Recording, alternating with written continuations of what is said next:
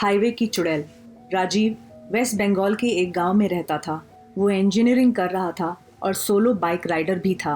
वो अक्सर छुट्टी के दिन या फिर वीकेंड पे अपनी बाइक लेकर लॉन्ग राइड्स पर जाता था। एक दिन उसके साथ कुछ ऐसी घटना घटी जिसे आज भी वो सोचता है तो उसके शरीर की रूह तक कांपने लगती है। आज से 2 साल पहले की बात है। वो अपनी मोटरसाइकिल लेकर लॉन्ग राइड पे जा रहा था। रास्ता 2 दिन का था।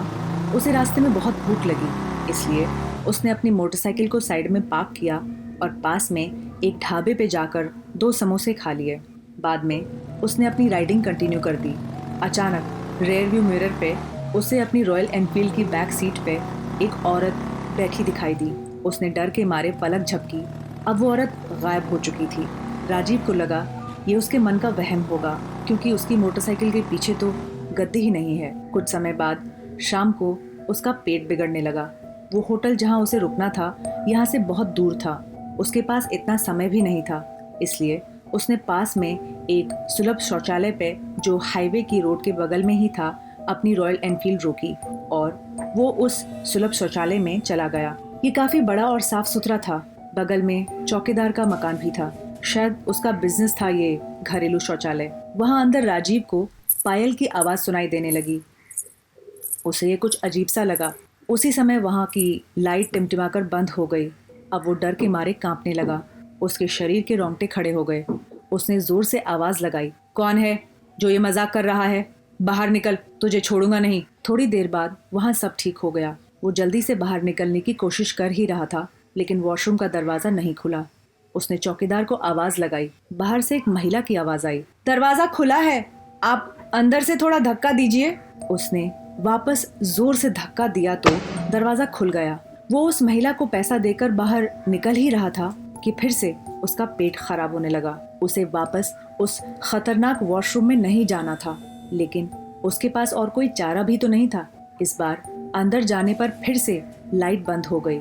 साथ में किसी स्त्री की हंसने की आवाज भी आ रही थी। उसे काफी डर लगने लगा था। वो जल्द ही बाहर निकलने की कोशिश कर रहा था, लेकिन वो वहाँ से उठ ही नहीं पा रहा था। उसे ऐसा लग रहा था कि जैसे कोई उसकी पीठ पर बैठ गया हो। फिर वो अपनी पूरी ताकत लगाकर खड़ा हो गया और टॉयलेट का दरवाजा खोलकर बाहर निकल गया। बाहर निकलकर उसने देखा कि सुलभ शौचालय का मुख्य दरवाजा बंद था और उस पर काफी सारे कीड़े मकोड़े चिपके हुए थे। ये सारा खौफनाक दृश्य देखकर उसके तो प्राण ही निकल जाएंगे ऐसा उसे महसूस होने लगा। वहाँ खूब अंधेरा था। वो जोर जोर से रोने लगा। उसे लगा कि वो यहाँ से कभी बाहर नहीं निकल पाएगा।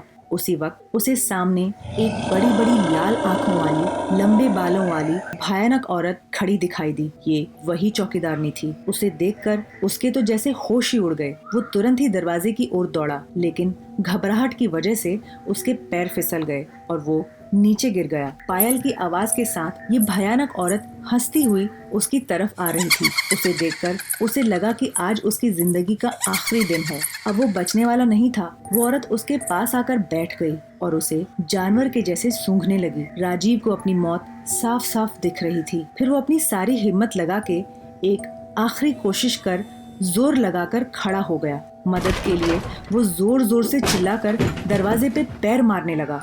देर बाद दरवाजा टूट गया और वो बाहर निकल आया। उसकी नजर बाहर खड़े कुछ लोगों पे पड़ी। ये लोग हाईवे से गुजरते हुए उसकी चीखें सुनकर रुक गए थे। उसने देखा कि लोग उसे ऐसे देख रहे थे जैसे वो कोई पागल खाने से भागकर आया हो। लोग उसे यहाँ तक बोलने लगे, पागल है क्या, पी के यहाँ आया था? तभी वहाँ पास में खड़े एक आदमी ने उसके पास आकर पूछा, भाई तुम वहाँ अंदर क्या कर रहे थे? उसने कहा, भाई मैं कोई अंदर घूमने नहीं गया था, बल्कि टॉयलेट इस्तेमाल करने गया था। उसकी बात सुनकर उस भाई ने उससे कहा, तुम जरा पीछे मुड़कर तो देखो। उसने जब पीछे मुड़कर देखा तो उसके होश ही उड़ गए। वहाँ कोई शौचालय नहीं था, बल्कि एक पुराना टूटा फूटा खंडहर मकान था। राजीव ने कहा, उस हाईवे ढाबे के अनहाइजेनिक खाने की वजह से मेरा पेट खराब हुआ। ये सब उसी वजह से हुआ है। तभी एक लेडी बोली, हमने भी वही खाना खाया था, हमें तो कुछ नहीं हुआ। एक आदमी बोला, ये हाईवे की चुड़ैल का घर है और तेरे साथ जो हुआ उसी की वजह से हुआ। ऊपर वाले की मेहरबानी है जो तू सही सलामत उस हाईवे की चुड़ैल के चंगुल से बच गया है। तब उसे पता चला उस रोड पे एक चुड़ैल घूमती है जो हाईवे पे जा रहे अकेले राइडर्स को अपना शिकार बनाती है। उस रात से राजीव ने सोलो राइडिंग छोड़ दी। अब वो हमेशा अपने ग्रुप के साथ ही लॉन्ग राइड्स करता है। ये कहानी अच्छी लगी हो तो लाइक करें और कमेंट करें। ऐसी ही डरावनी कहानियाँ सुनने के लिए सब्सक्राइब करें हमारा चैनल स्पूकी टीवी हिंदी। और हाँ, अगली कहानी के नोटिफिकेशन के लिए बेल बजाना ना भूलें। धन्यवाद।